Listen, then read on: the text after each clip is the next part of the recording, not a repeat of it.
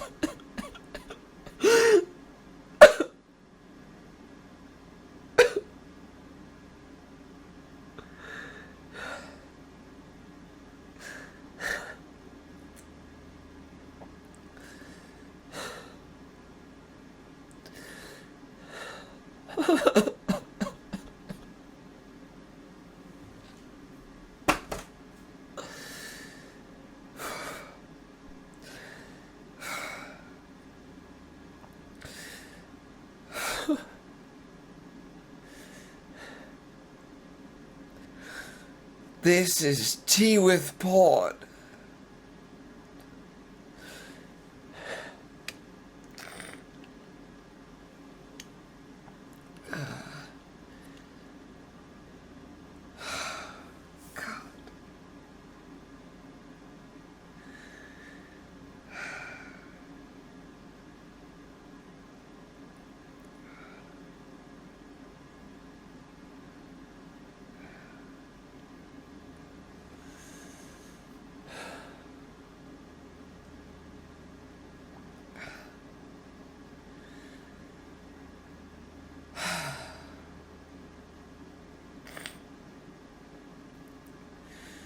This is tea with port.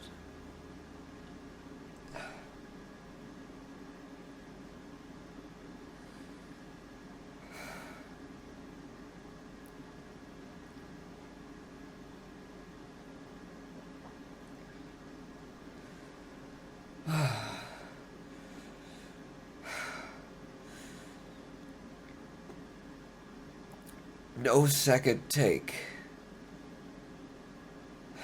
People.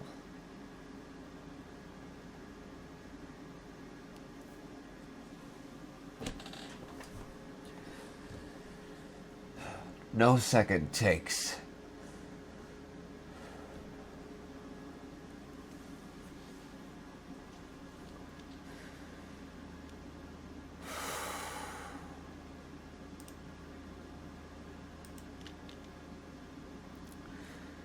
So, I just got back from my date with the woman that I love. And now it's time to drive.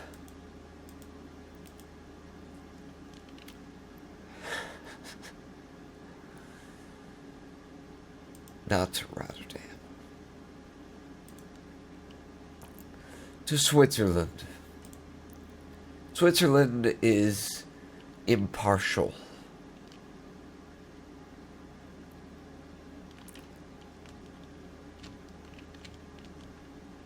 How lovely for Switzerland. Nope.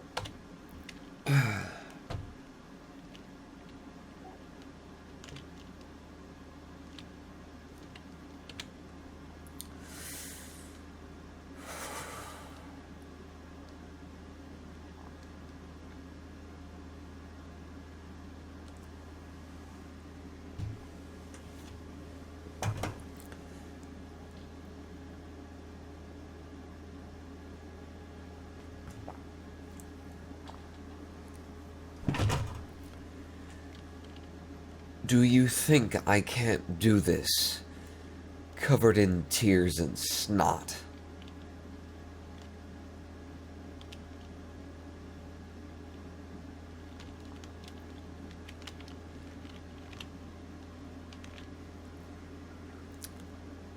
Thanks. I am the Ronin Pawn, and this is Tea with Pawn. I just got back from my date with the lovely, the beautiful, the enchanting woman of my passion and desire. Oh, if you're going, I can go. And it went well. It went really... It went really, really well. She broke my heart again. I expected it. I could have played it cooler if I didn't expect it. But I didn't. Because I knew. And you see, it's not so much about me as it is about her. She has a tendency to do what people want. To give herself.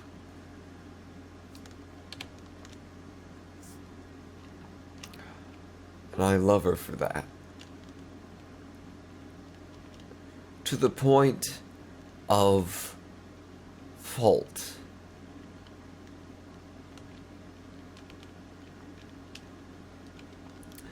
And the one place where that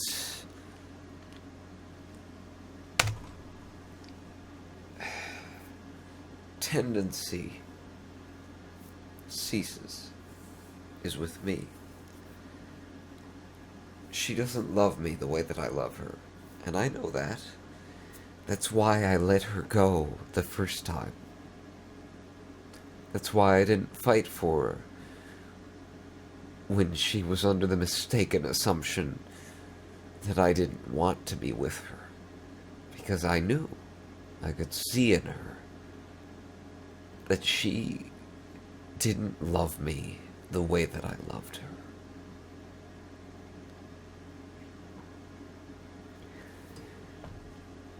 And I want her to love the way that I love her. I want her to love and be loved the way that I love her. So what I did is I went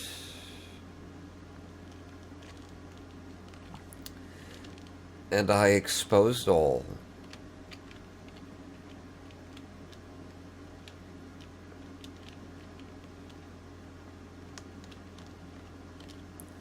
And I reminded her that I love her. But the point of it all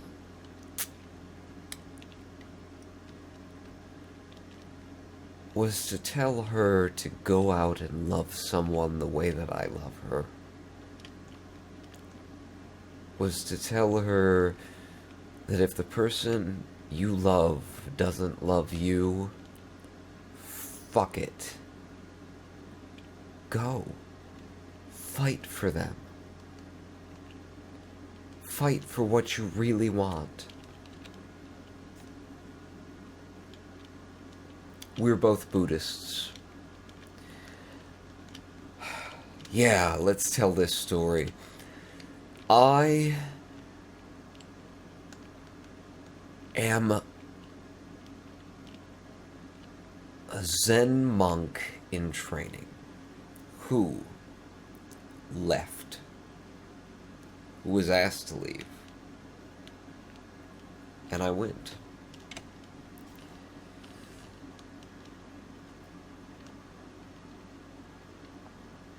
Three years ago, I enrolled in a Zen center with the full and true intention of becoming a Zen monk. Not because I've decided that beforehand, not because that's what I wanted in the past, but because I met my teacher, my Zen master, and I saw a man who was free. Who was really, truly free. Ever since I was an adolescent, I've felt as though I had a hole in the pit of my stomach.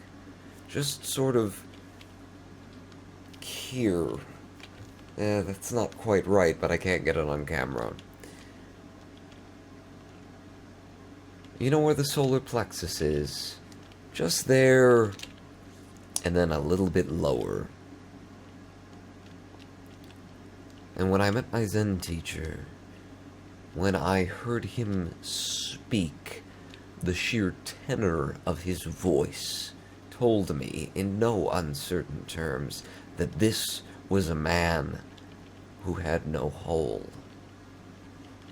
This was a man who was complete.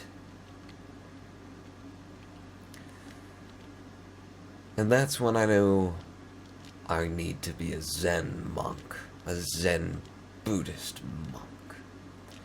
And it took me the greater portion of 3 years to realize that I didn't want to be a Zen Buddhist monk. I wanted to be my Zen teacher. And those are two very different things. He's a monk, sure. But that's not what I want. I wanted to be him. I wanted to embody the peace that he embodied. I wanted to be free the way that he was free, and the way that made sense to me. To achieve that was to become him. Didn't know it at the time. Thought I really wanted to be a monk. 3 years it took me to realize that's not what I'm interested in. I just wanted to be my teacher.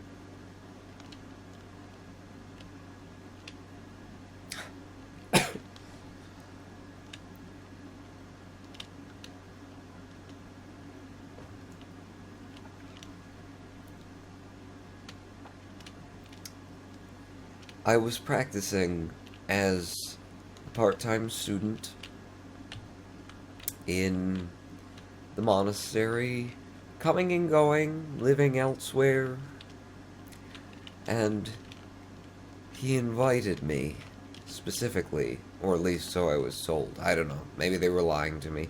It's entirely possible.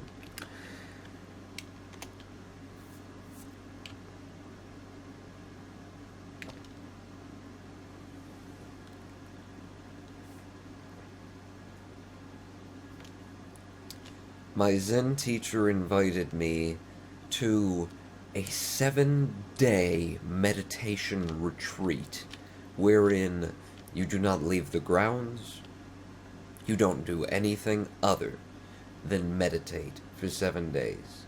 You sleep in meditation, you eat in meditation, you walk in meditation, you work in meditation, and oh yeah, you meditate in meditation.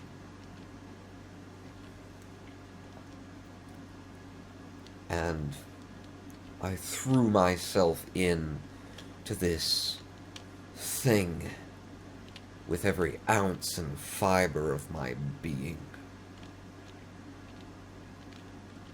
And 7 days later, 7 days of 10 hours a day sitting cross-legged, straight-spined in meditation. Working in meditation, eating in meditation, having my meals in a formal, ritualistic meditation style. 7 days later, I awakened. And I didn't know it. So it wasn't really an awakening. Call that samadhi in Buddhism. It's called a partial awakening. It's like you glimpsed it. You almost had it. You saw it out of the corner of your eye. Think of it like that. The effects of samadhi lasted for 6 months to a year. I knew things that I shouldn't know. I saw the future. I could see into the hearts of other human beings without effort.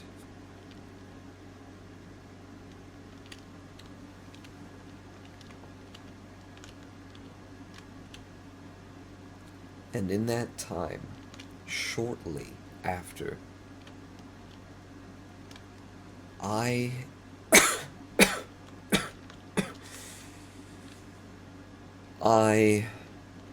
experienced true love.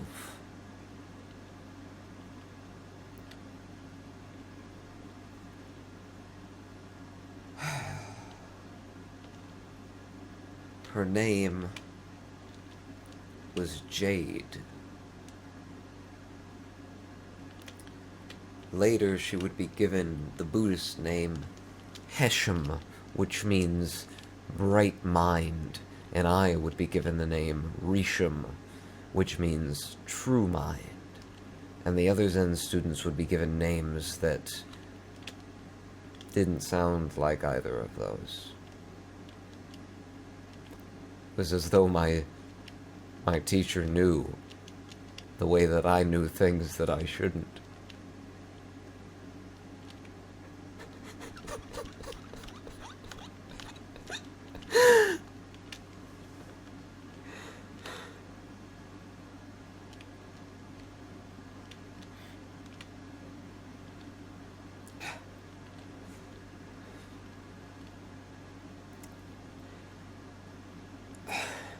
And I experienced true love for Heshem.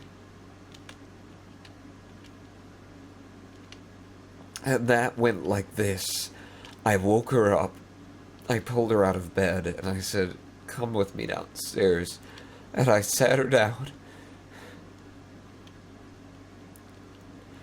in the cafe. And I said to her, "I love you. I love you."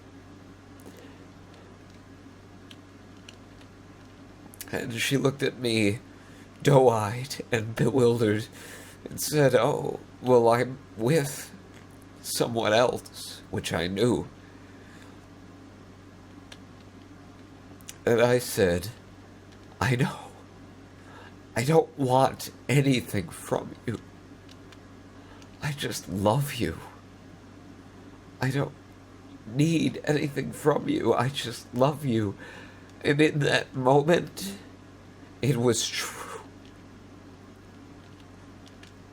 All I had was love for her, pouring out on her, and I wanted nothing back. I didn't even want her happiness. I just poured love out onto her without desire for anything.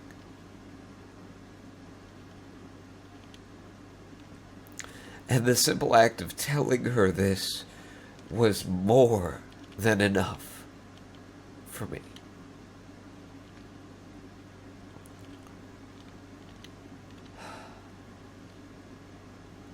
And the greater portion of 2 years passed, and we were Zen students together, full time, living there, meditating every day. Everything was the Zen center for the both of us. And I never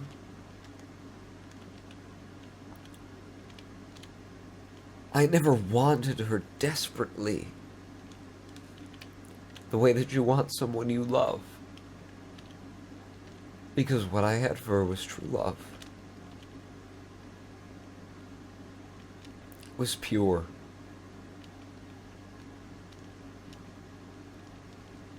And then, finally, because I have to admit, there was some part of me, as much as it didn't hurt and I wasn't desperately waiting, there was a part of me that was waiting, small, quiet, in the background. And finally she was not with someone else. Someone who was not good enough for her. Someone who did not appreciate her. Someone who did not see in her what I saw in her. And finally it was our time. And that small, quiet part of myself that had been waiting woke up and said, "Oh, let's begin." And I romanced her. And we had a beautiful time together. But the first night that we shared a bed together,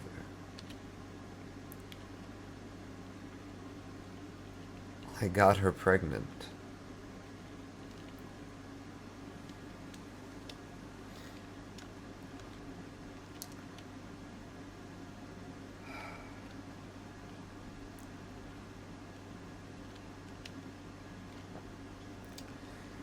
And what do you do as a Zen monk in training when you've gotten a full-time student pregnant, who you love so desperately, who you want nothing more than to spend the rest of your life with, who you want more than you want the monkhood, more than you want to be your teacher?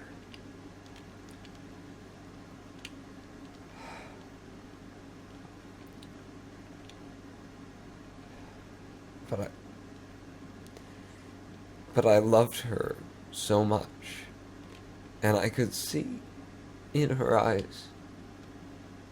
I knew she didn't love me the way that I loved her. I was a fleeting romance for her, and I could see it.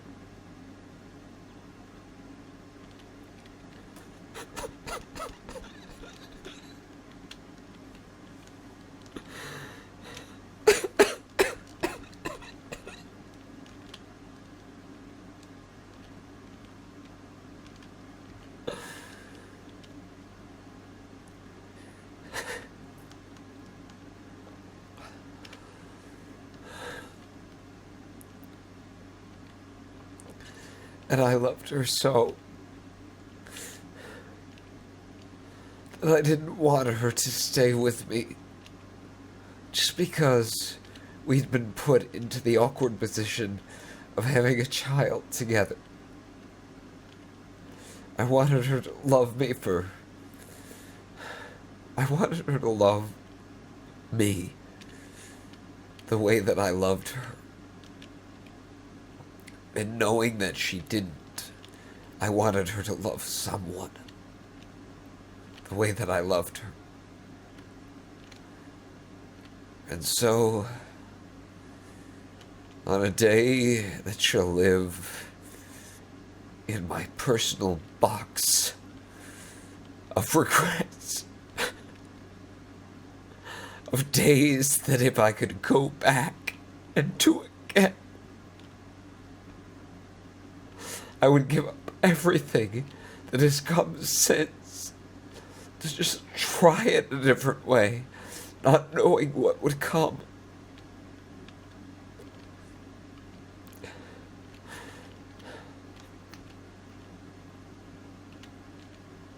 I sat on a couch next to my Zen master and next to the woman I loved, across from a person we'd come to visit. Just out of kindness and out of caring, we had come to visit this woman. And she asked, "You want to be a Zen monk? You want to be in a celibate order? Don't you want to get married?"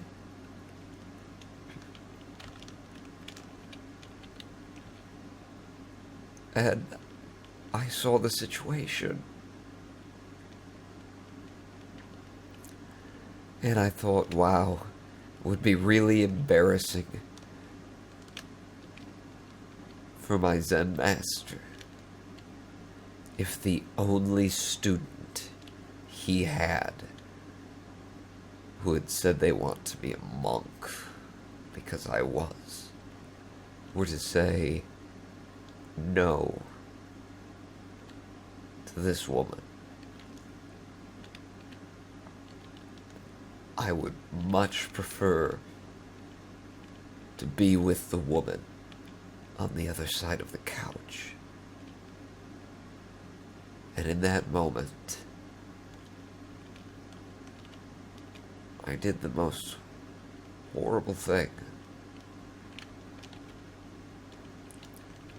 I said the word no.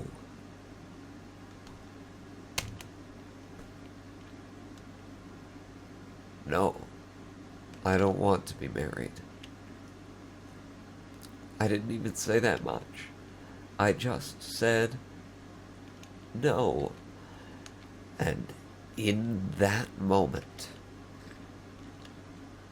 Hashem, Jade,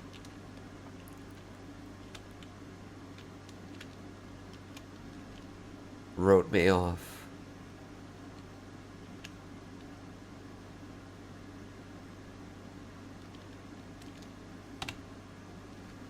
Until then, she'd been considering it. It was a distinct possibility. She was pregnant with my child, and I had told her, I will stay with you forever. I will raise this child with you.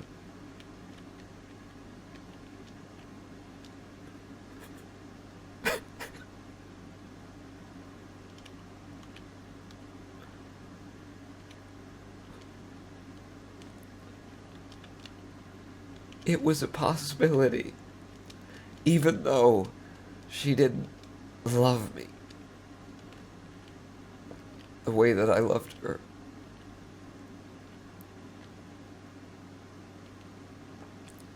Until, no, I don't want to be married. It was a lie, I told. Because I couldn't believe that anyone would believe me. That anyone in that room other than the woman I was answering could possibly believe me. But it speaks to the fact that she did not and does not love me. That she took that as enough. That she took me at my word, at what was obviously a lie. And she wrote me off. And we, and I do say we,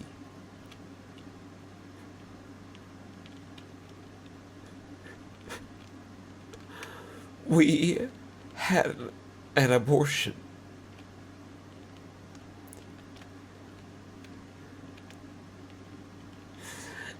And every time that I tried to do Yable, which is a ceremony at the beginning of meditation, I could not cry.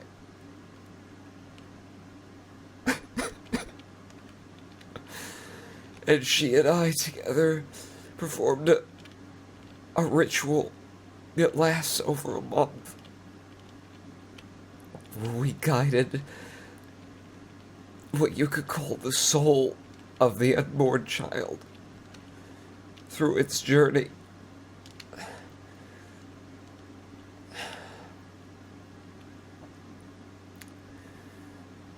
In whatever, not life, the other side of the coin.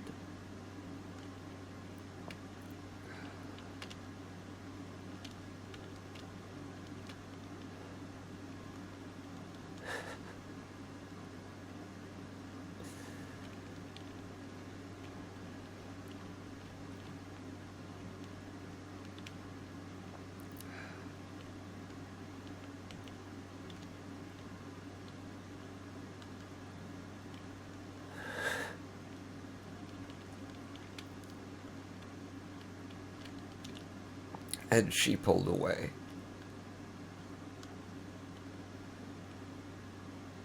She pulled away. And she immediately got into a relationship with someone else. And I had to watch it. I had to be there for it.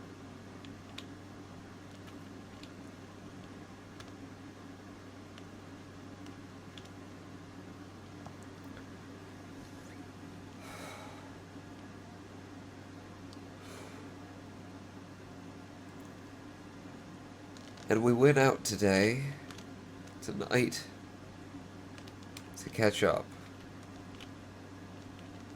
And as I said before, I could have played it cool. Sort of needled, you know? Sort of...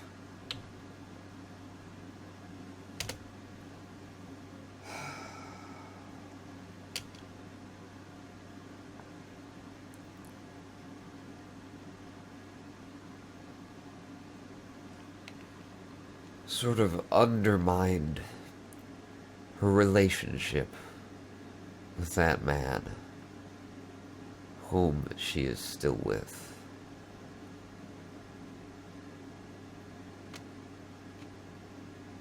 The fella I had to watch her have sex with.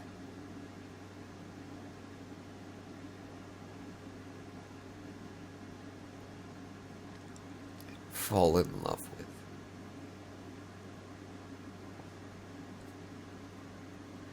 I didn't watch her having sex with him. But you know what I mean.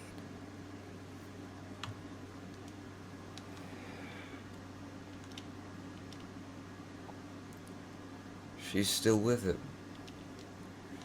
And he's a piece of shit. Not as a human being, but as her lover. She loves him. She really loves him. Perhaps nearly as strongly as I love her. I don't think as strong. No. I've just spent the night with her, I think I know. But he does not. He is a child, a boy, who does not know what he wants. But she loves him, foolishly.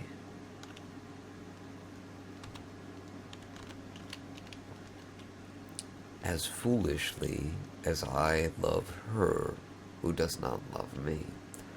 And so I cannot fault her. I can fault him for not recognizing what is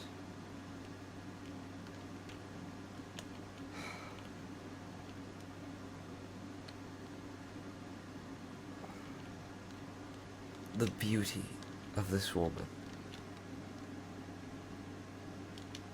External, internal, old eternals. The mind, the heart. She is incomparable to me.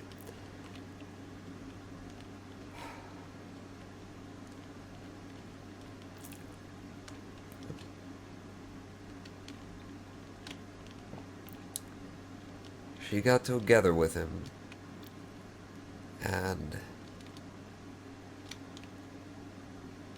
she's still with him.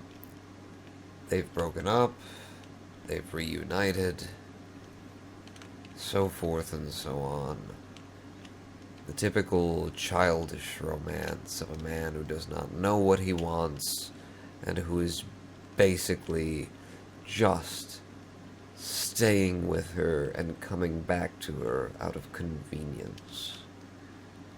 But in the words of so many people who have lost, it is what it is.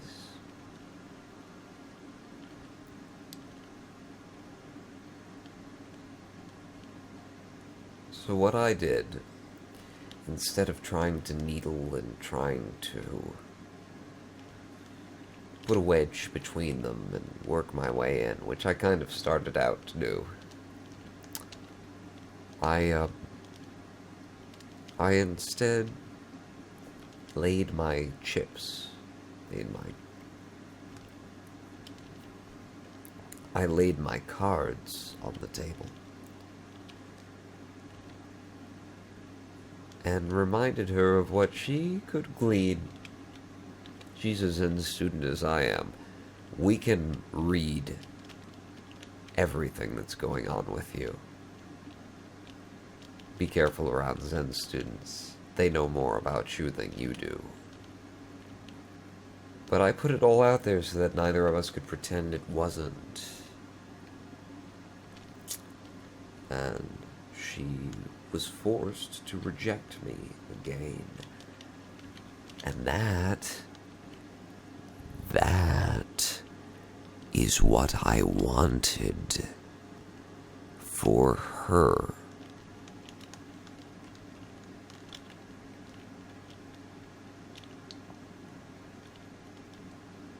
Because, as I told her, ever since I've known you, Heshen, you've been capitulating. Did that wake you up? Any of this? No?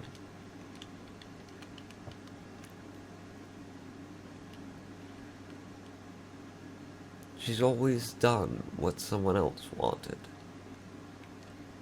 Well then, let's just cruise on through the red. Already been punished.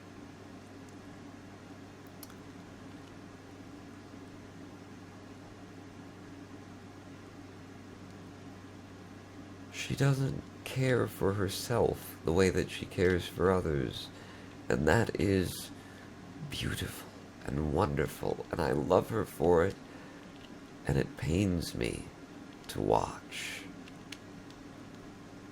someone whom I so love not be free. Because that's what it comes down to. She's not free to pursue what she wants. Not fully. So I told her, I love you. Never stopped loving you. Never will stop loving you.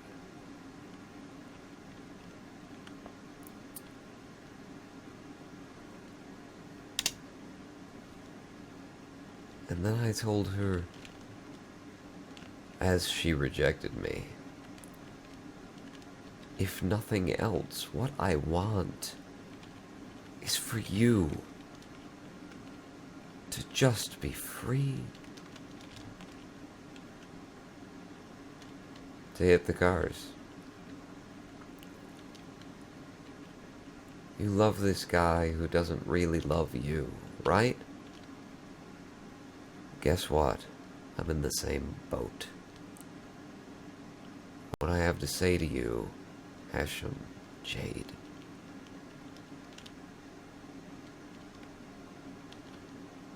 is to hell with him. Love him anyway. Do everything within your power to be with the person that you want to be with. As I did tonight. Although perhaps not. Perhaps I love her too much to be so selfish as to try to manipulate her into loving me back.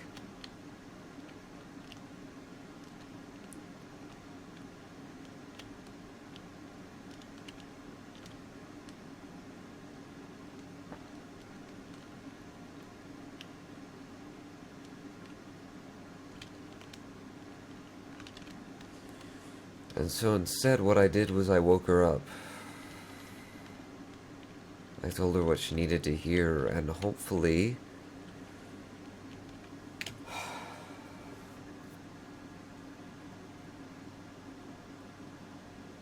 what I have given up as my true love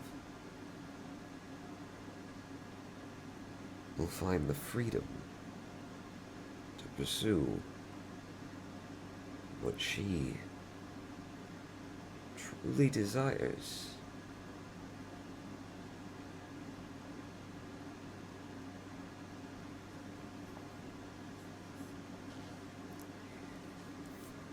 And for the record, I will go through this heartbreak again and again and again, ad nauseum, infinitum, and perpetuum.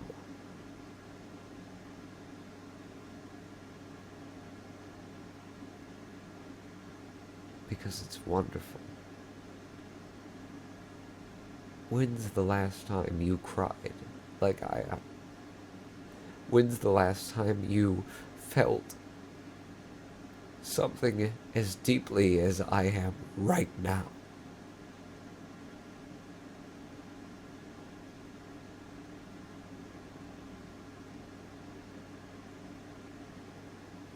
I'm a Buddhist, right? They teach you about samsara and trying to escape from the perpetual cycle of life, death, life, death, life, death. Fuck that shit. I love this. Call me a masochist. This is beautiful. The pain that I'm feeling right now.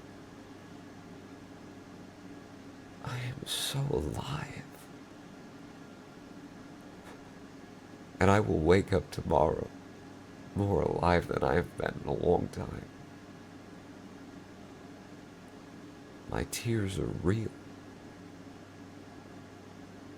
When's the last time your tears were real? Don't you want this?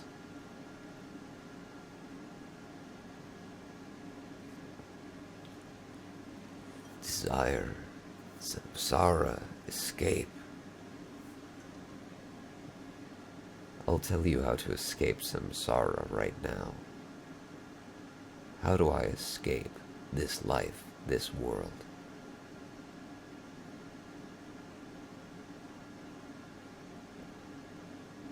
Realize that it's not a prison. Take joy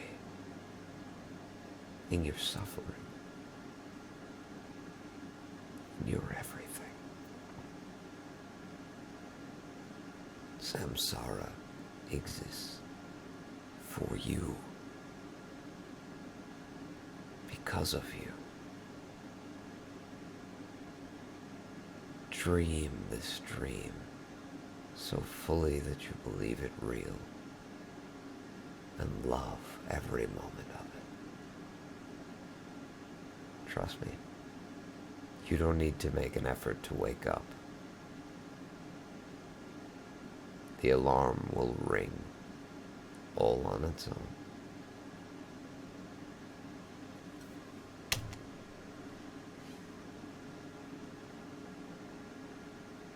I am the Ronin Pawn.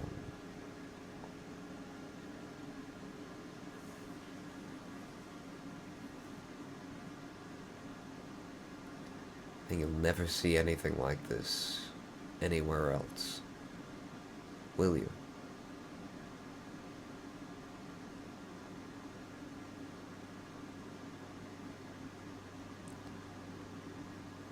Pawn.